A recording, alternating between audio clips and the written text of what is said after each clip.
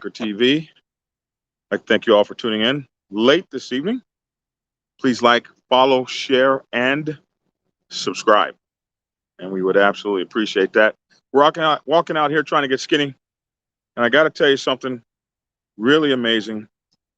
Um, I had an A1C that started off at like 12 or 13, which, if you guys know anything about diabetes, that was horrendous. And I have fought over the last 3 months, taking my A1C down to 6.6. My doctors are elated. I'm elated, very blessed. And I'm going to be talking more and more about how to do that because I think it's important for anyone and everyone. Um, Tonight's letter comes from the continent of Africa. Guy in a motorcycle club there uh, sent me a interesting letter that caused me to decide to make a series called Lifer, the Lifer series, I call it. And I'm going to start with this. Going to start with this video, which will be the first in my Lifer series. What does it take to be a lifer? What is a lifer? Are you a lifer? Do you have what it takes to be a lifer? Those sorts of things. And we're going to examine several areas where it's several areas where one may consider maybe leaving their club or something. Like, do I have what it takes to be a lifer? So I got a letter from a guy, and let me say that I've been a lifer now for several years. You have to be in my motorcycle club 20 years to be a lifer. I never thought that I would actually be a lifer and be able to earn this pennant, which is what the lifers in my club have. And when it came to me in the mail, along with this chain, and this actually happens to be the very first one of these that was ever made in my nation. And it was worn by the father of the Black Sabbath Motorcycle Club. And this is the original chain. People say, why do you wear that little chain? Because it's the original chain that it came on, came with. So I remember the first time they told me, I was like, man, I want one of those. And they all laughed at me and they said, man, you got to do 20 years to get one of these. And I said to myself, that's not possible. There's no way in hell I'm going to have 20 years in this club. Like, that's a whole lifetime away from now. That was 34 years ago. I promise you, it goes by quickly. And of all the people I've ever known in my club, all the people I saw come and go over those 30 years, 34 years, all the people that I met, many of the people that told me I would never be Jack in this club, there's only a handful of those people that ever made it to lifer status. Now, some made it to retirement status, which in our club is 10 years, but very few made it to lifer. Very, very few. And I will say that one of the biggest things that it takes to be a lifer is it takes time. It takes long-term dedication over time. This is a marathon, not a sprint. It's something that many are called, but for which few are chosen. It is a honor, but a game of distance, a game of discipline, a game of courage, honesty, loyalty, integrity, and long-term commitment. These are the things it takes to be a lifer. And so when I heard the story today in a letter that I read, a man in a motorcycle club was witness to some foul activities, not illegal activities, but foul activities. And the brothers that were involved did some egregious things. So there came a period of time where a vote was taken as to whether they might be allowed to stay or have to be forced to leave, the most egregious one anyway, at least. And this guy in his letter, he was quite disappointed that the club did not have the wherewithal or the moral clarity to part from the member. And so his question to me was, man, I'm torn. This really hits me bad. And I think that I might quit. I need your advice. What should I do? And of course, the standard answer is, oh man, do what you want, or, all this kind of BS. But when people send me these kinds of questions, sometimes they're in a quandary in life. They don't know what to do.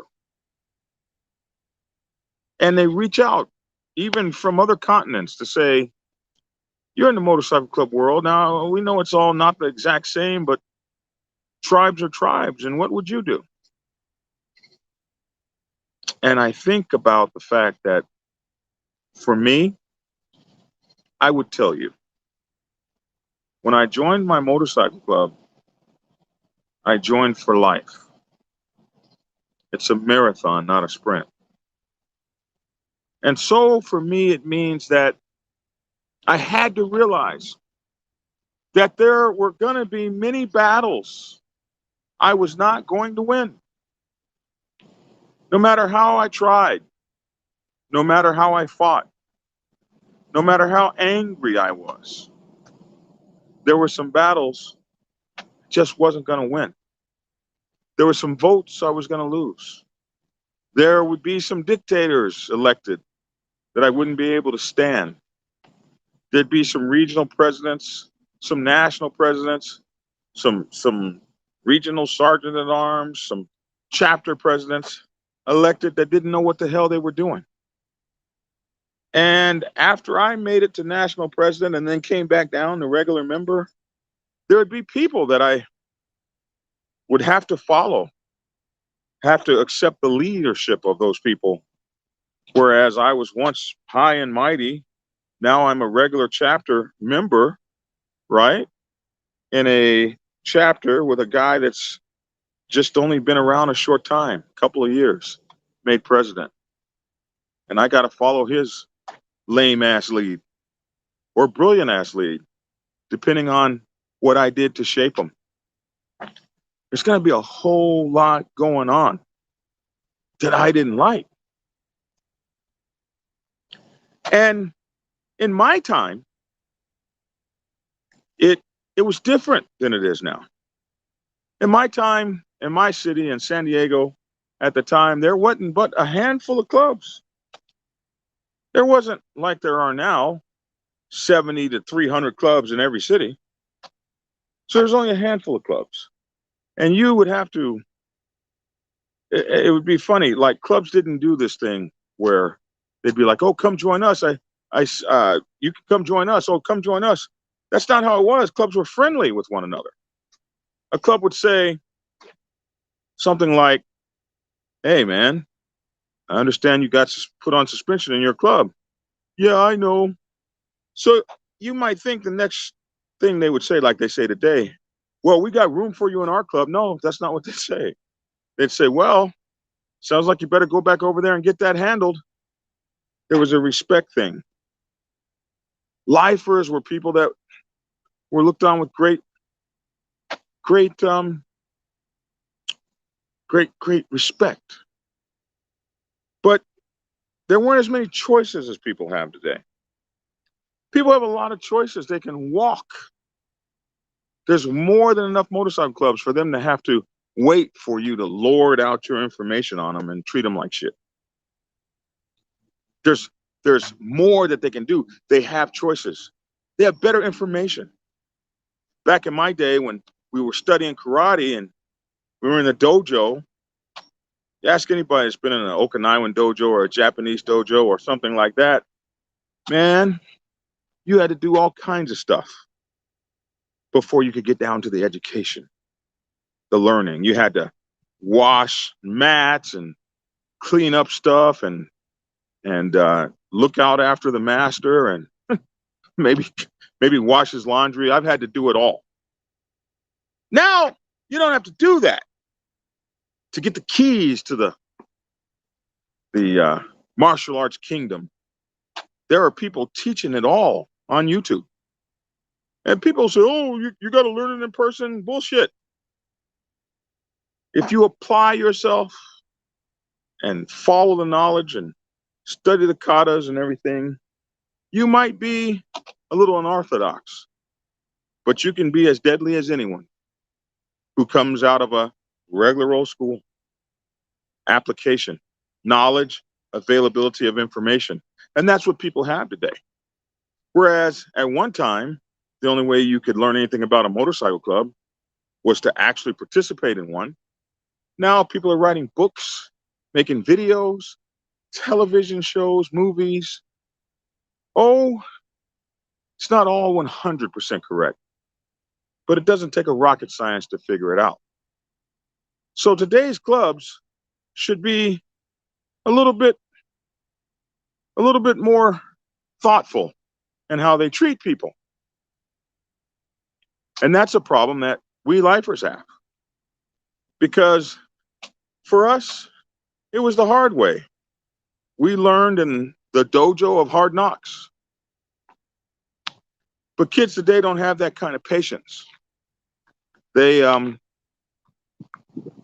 the same morals and the same morality, but they can get to their lessons quicker because their information moves. Everything moves. Pretty soon, you'll be able to make your own AI motorcycle club. Who knows? So, yes, they are different than we are in terms of their experiences. And yes, they get impatient more quickly than we did. Man, my day, a road captain could be walking through and look at your motorcycle and see your wheels and see you were riding on onion skins, pull out his knife and stab it through your tire. Well, you stab some kid's tire today, you might have to fight for your life. It's different, just different. But to you youngsters who have seen things that make you want to quit, make you want to leave, where do you think it's going to be better? You think it's going to be better in the next motorcycle club? You think it's going to be, you think there's not going to be any problems over there? To be a lifer, to be someone that's in this until the end, you're going to see a lot of things you don't like. You're going to be done wrong. You're going to be treated unfairly. Some things are going to just not be right. And some people are going to be able to stay in the motorcycle club that really should be excommunicated. Do you quit? Do you run away? Do you take your MC somewhere else and go join someone else's?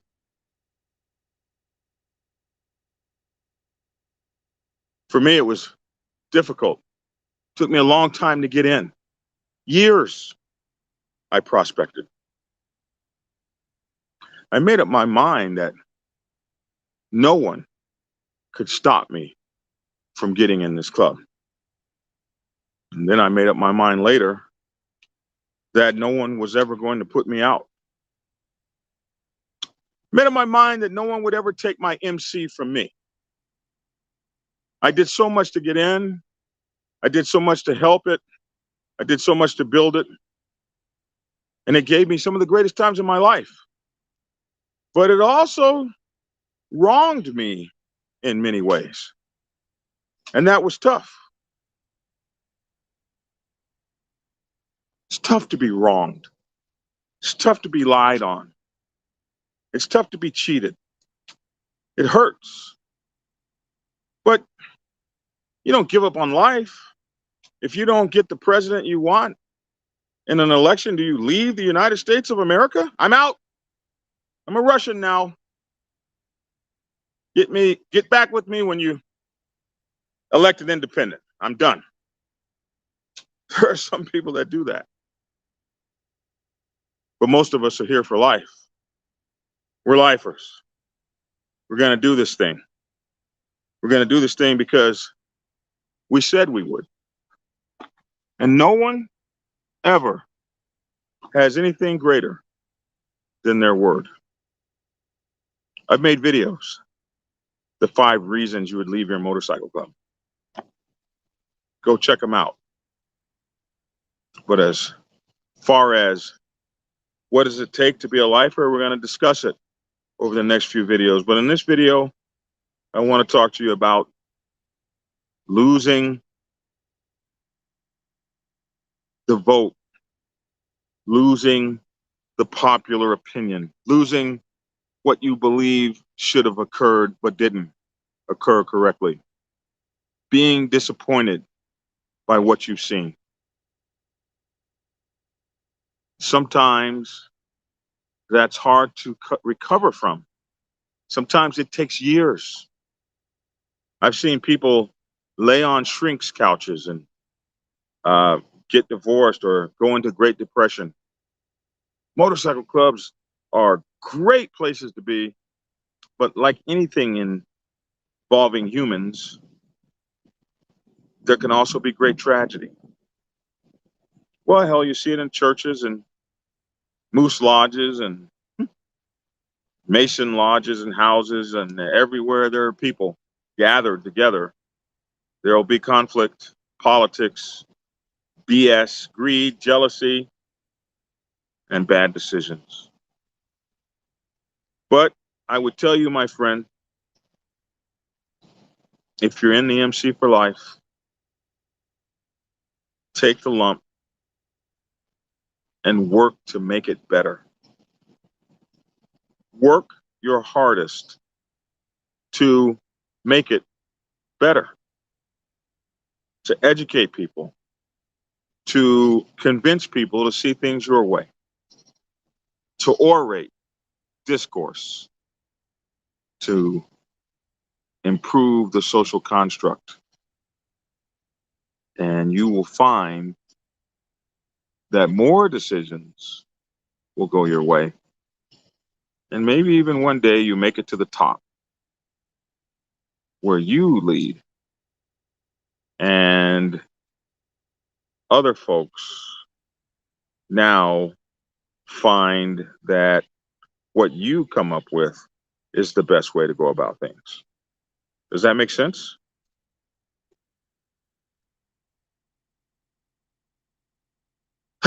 Being a lifer, man, it's a marathon, not a sprint. These are the words of the great father of the Black Sabbath Nation, Paul Pep Perry. 50 years in the motorcycle club, he has. 50. Actually, 52. So, hey, man, what does it take to be able to do 50 years of something? Anything. Now, I'm not hating on anyone who doesn't stay in their club. Not doing it, that's up to you. Your decisions are your decisions. But if you want to be a lifer, if you want to carry the torch of the MC that you started in, or that you have become a new member of, or that you transferred to from another MC, make your decision right now. Make your stand right here. Nobody removes you from your club. Nobody causes you to fall out. You become the baddest mofo in the valley. You become the most talented. You become the most depended on, the smartest. You become the one who has the answers. You become the one that people trust. And in the words of that Goose just put down, if you don't like the chapter you're in, recruit the chapter you want. Change the fortunes through positive direction. Make rank.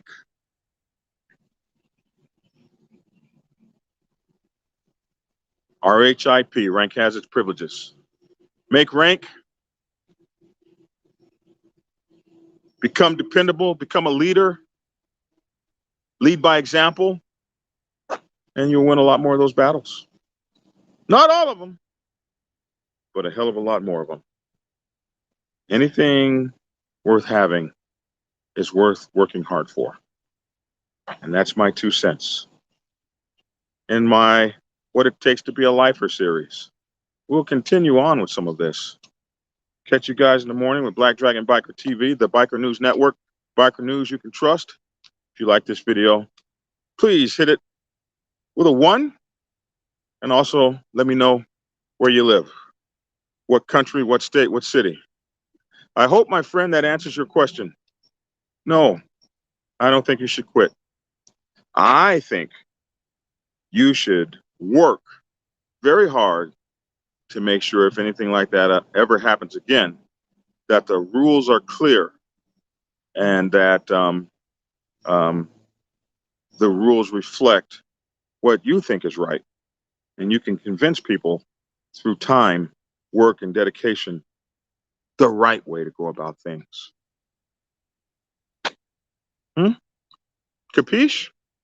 A lot cooler than walking away and watching all of your hard work go to waste. Thanks for tuning in. Hey, folks, if I could take my diabetes numbers down from a 13 to a 6.6, so can you. Get skinny.